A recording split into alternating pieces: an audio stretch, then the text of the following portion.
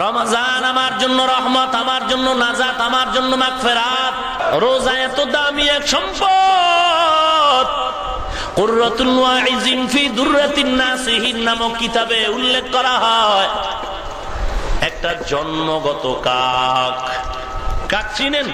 কাউয়া, কাক কালো, কোকিল কালো, কালো মাথার কেশ, এর চেয়ে বেশি কালো মনের হিংসালেশ।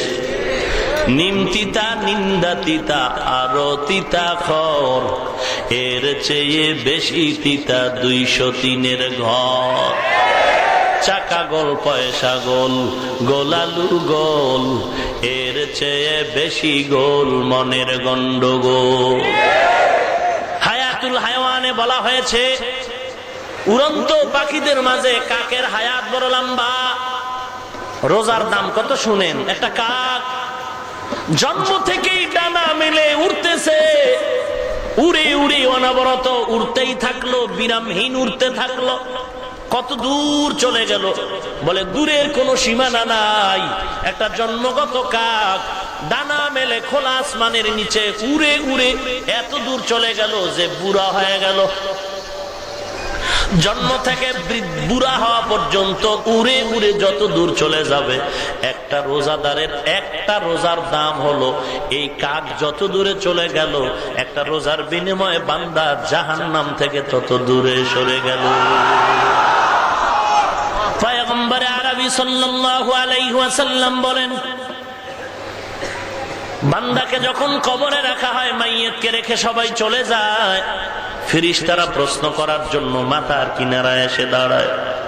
قال رسول الله صلى الله عليه وسلم إذا وضع الميت في قبره جاء القرآن عند رأسه والصلاة عن يمينه والصيام عن شماله وسائر الحسنات عند رجليه। ফেরেশতা মাথার কিনারা আসে, বলে আসবা না, খবরদার, আল্লাহর মেহমান ঘুমিয়ে আছে, ডিস্টার্ব করবা না। কে তুমি? নিষেধ করেছো। বলে আমি বান্দার বন্ধু কোরআন।